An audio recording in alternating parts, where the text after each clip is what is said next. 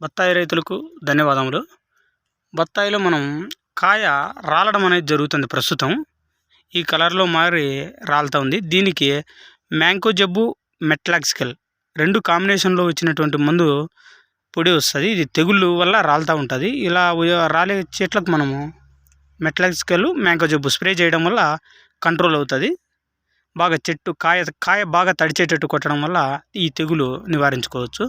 తక్కువ ఖర్చులో చెప్తున్నాను. కాయ ఇలా చీలుతా ఉంటే కాయ మధ్యలో ఇలా చీలుతా ఉంటే ఇది బోరాన్ లోపము.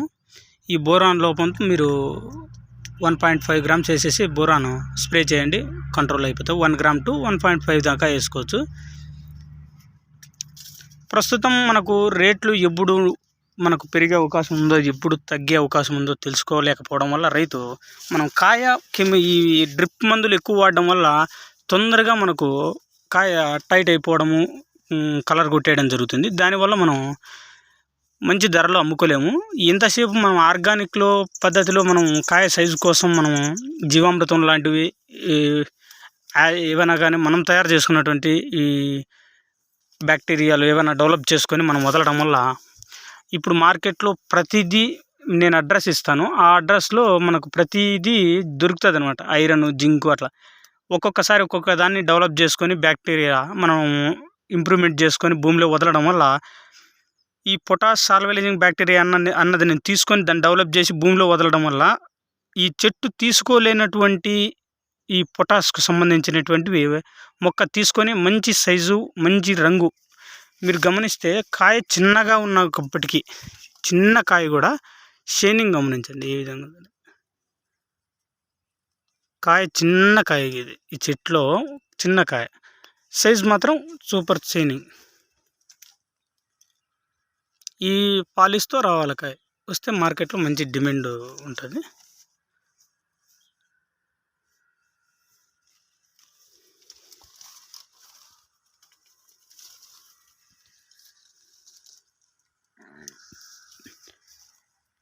ఈ రేట్ అన్నది మన అదృష్టం మీద ఆధారపడి ఉంటుంది.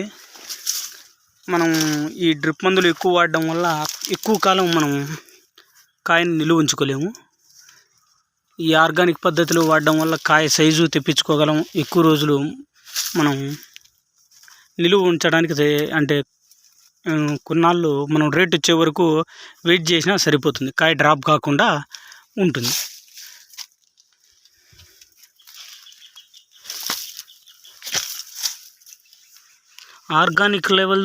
ఆర్గానిక్ చేయడం వల్ల మంచి సైజు, మంచి కాపు రాదు అనుకోవడం మన భ్రమ.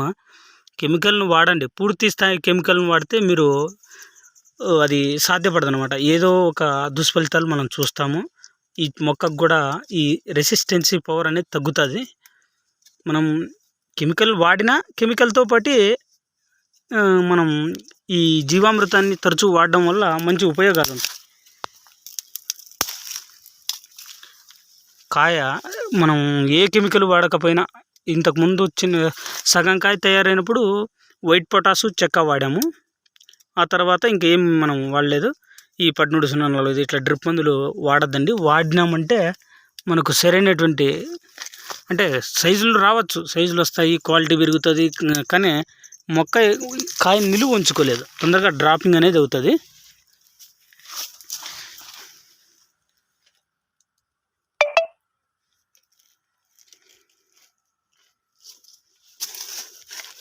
కొన్ని కాయలు సైజు బాగా వచ్చేసాయి, పూర్తి వచ్చేసాయి.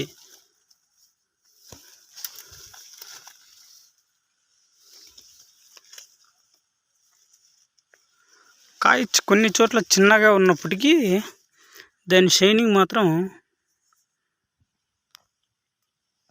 Super shining.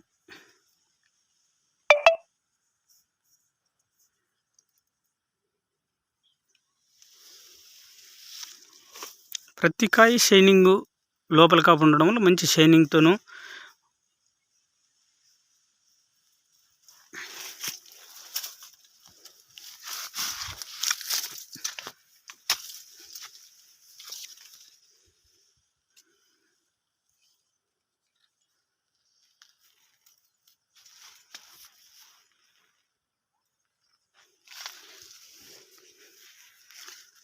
ఈ కెమికల్ మందులు వాడడం వల్ల మనం ఎక్కువ కాలం కాయని నిలువ ఉంచుకోలేము.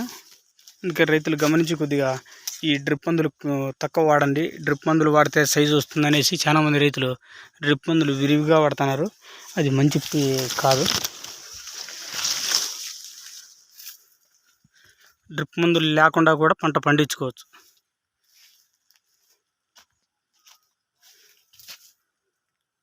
కాపు ఎక్కువగా ఉన్నటువంటి చెట్లు ఒకవైపుకు వంగేసినాయి అన్నమాట.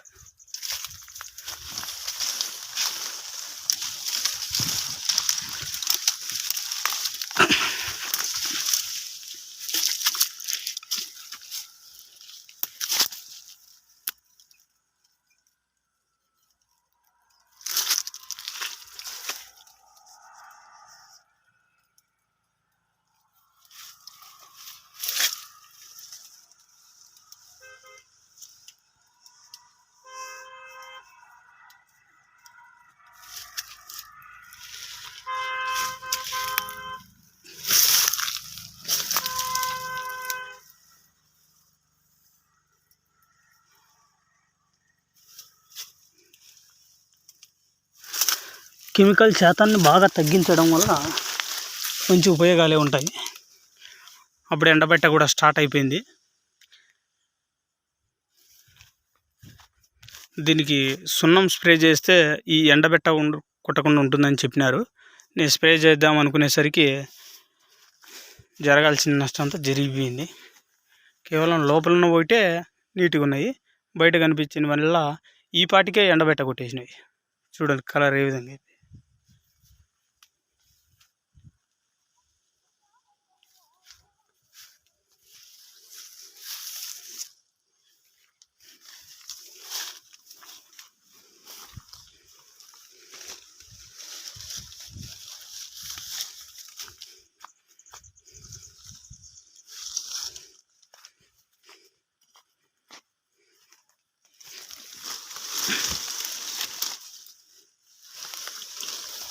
లోపల ఉన్న కాయ తప్ప బయట ఉన్న కాయ అంత నాణ్యత ఉండకపోవచ్చు.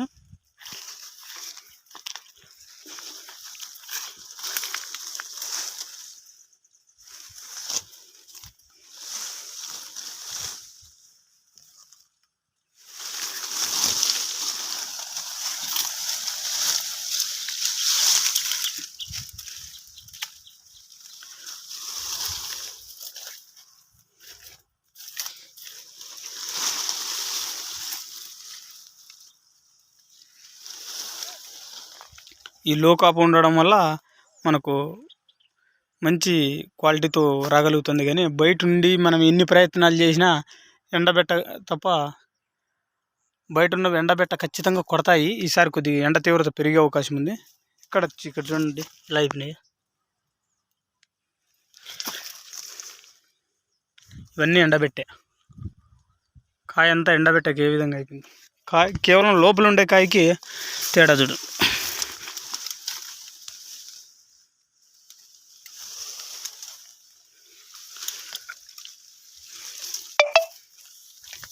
బయట చూస్తే ఫుల్ ఎండబెట్ట కాయ, లోపల మాత్రమే నాణ్యత.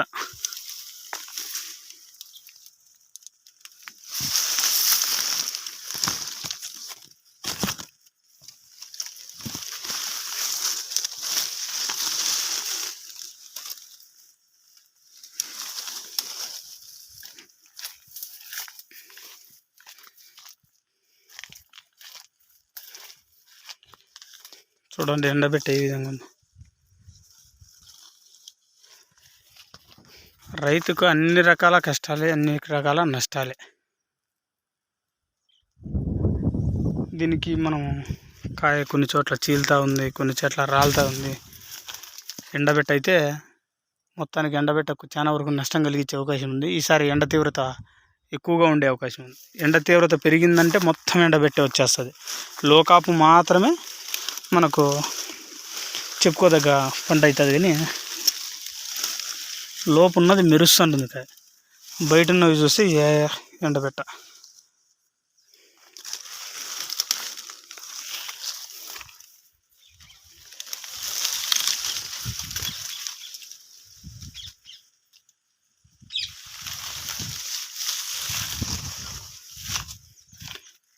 లోపల బాగా ఈ అడ్డదిడ్డంగా ఉన్న కొమ్మలన్నీ నీట్గా కట్ చేసుకుంటే లోకాపు ఎవరిదైనా కాస్తుంది, ఖచ్చితంగా కాసి తీరుతుంది, కాస్తుంది. మంచి క్వాలిటీ, సూపర్ క్వాలిటీతో మనం పంట దిగుబడిని సాధించుకోవచ్చు.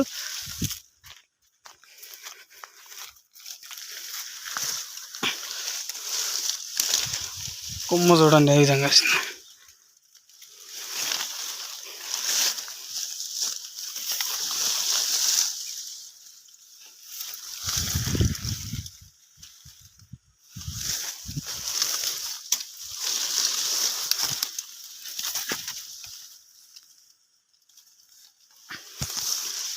లోపల ఈ విధంగా లోపల కాపురు మనకు రావాలంటే నాకు తెలిసినంత వరకు లోపల కటింగ్ నీట్గా ఉండాలి. మొక్క లోపల చూడండి కాపు ఏ విధంగా ఉన్నది, కానీ చెట్టు లోపలికి వెళ్ళేసరికి ఇంత గుబురుగా ఉన్నా చూడండి ఎంత ఓపెన్గా ఉంది, ఎంత నీట్గా ఉంది.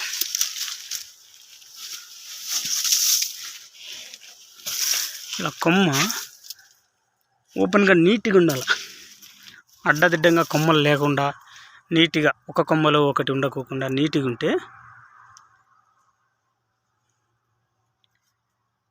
లో కాపు మంచి పంట పట్టే అవకాశం ఉందన్నమాట. లోపల కాపు గమనించండి ఈ విధంగా సైజు.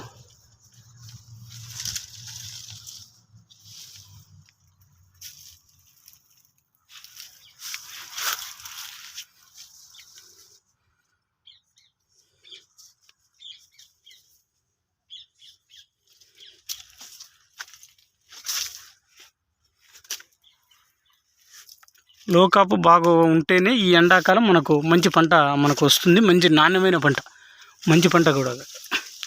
బయట ఎంత కాపు కాపించుకున్నా అదంతా వేస్ట్ అనే నేను చెప్తాను. చూడండి కాయ ఏ విధంగా అయిపోయిందో. ఇవన్నీ ఎండబెట్టలే కారణం, ఈ కలర్ కొట్టిందంతా ఎండబెట్టే. లోపల సిదుగు నీటి కట్ చేసుకుంటేనే మనకు లోపల కాపు సాధ్యపడుతుంది, మంచి నాణ్యమైనటువంటి పంట కూడా మనం తీసుకోవచ్చు.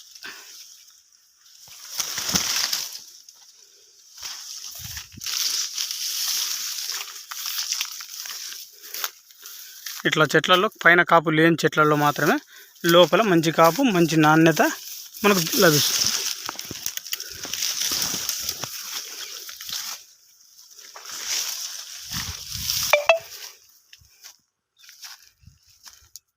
బయట ఉన్న కాపు మనం అంత ఆశించాల్సిన అవసరం లేదు, ఏదో ఒక నష్టం జరుగుతాయి.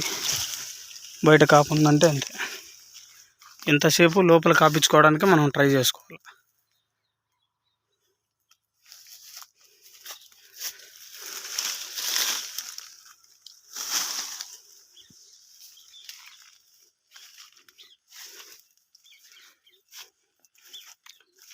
ఇలా పాదులు నిర్మించుకొని పెద్ద పెద్ద పాదులు నిర్మించుకొని నీరు ఫుల్లుగా ఈ పాది నిండుకు నీరు వదలడం వల్ల చెట్టుకు ప్రతి ఏరుకు చుట్టువైపులా ప్రతి ఏరుకు మన నీరు తగలడం వల్ల ఆ చెట్టు భూసారాన్ని ఎక్కువ తీసుకునేసి వెంటనే మంచి సైజు కాయ వచ్చేదానికి అవకాశం ఉంటుంది.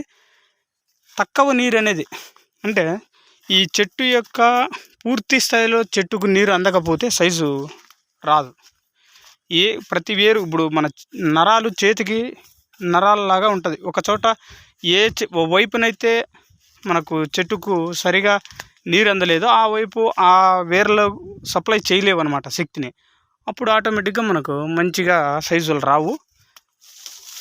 నాకు తెలిసినంత వరకు నీరు పాదులకు వేయడం వల్ల మంచి లాభాలు ఉంటాయని నా అభిప్రాయం. ఆ పాదులకు నీళ్ళు ఇచ్చినప్పుడు జీవామృతాన్ని కూడా వదలండి.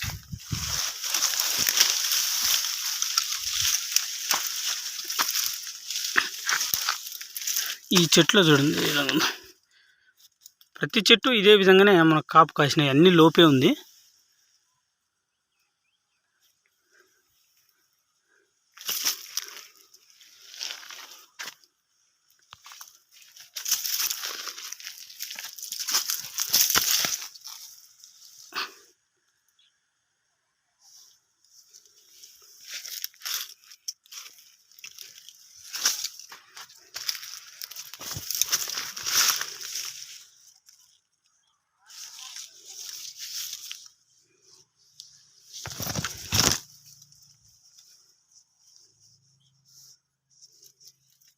చెట్టుకు పూర్తిగా ఈ పాదులు తీసుకొని మనం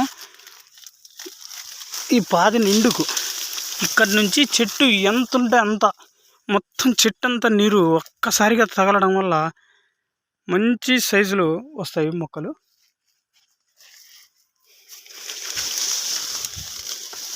ఈ లోపల ఉన్న కాయ ఒక్కటే నీట్గా ఉంది, మిగిలినంతా బయట కనిపించే కాయ అంతా చండాలంగా తయారైపోతుంది. రోజు రోజు ఎండలు పెరగడము,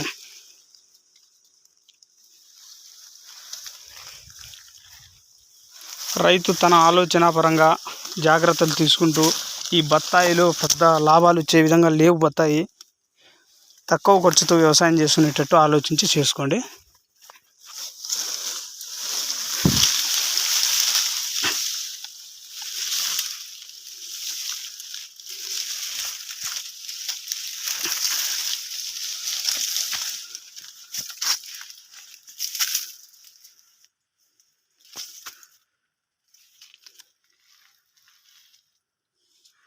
ఇంటికి పందిరేసినట్టే వేయాల్సి వచ్చింది ఈసారి, లోపల కాపు ఎక్కువగా ఉండడం వల్ల. మంచి సైజులు కూడా తెప్పించుకోగలిగాము, కానీ రేట్లు అన్నది చాలా బాధాకరంగా ఉన్నాయి.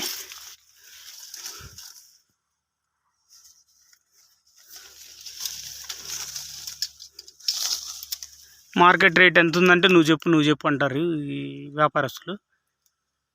రైతు ఏం చెప్తాడు?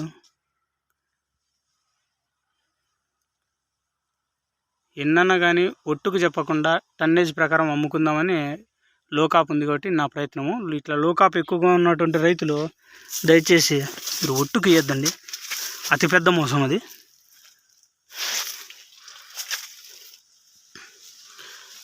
ఇది పులుసు పురుగు, ఇది పడితే సగం జీవితం అయిపోయినట్లు మొక్కలకు. మన దాంట్లో చాలా తక్కువ ఉంది కానీ కనపడింది ఇప్పుడు. చూడండి ఎంత దరిద్రంగా తయారైపోయింది కాయ. ఈ చేత్తో ఇలా ముట్టుకున్న తర్వాత ఈ పులుసు పురుగును ఇంకొక కాయకి టచ్ చేస్తే దానికి వస్తుంది, ఇంకో చెట్టుకు టచ్ చేస్తే దానికి వస్తుంది. ఈ పులుసు పురుగు మన మనుషుల ద్వారానే ఎక్కువ శాతం వ్యాప్తి చెందుతుంది. మనం టచ్ చేసిన తర్వాత ఇంకొక చెట్టుకు టచ్ చేసినామంటే దానికి కూడా వచ్చేస్తుంది.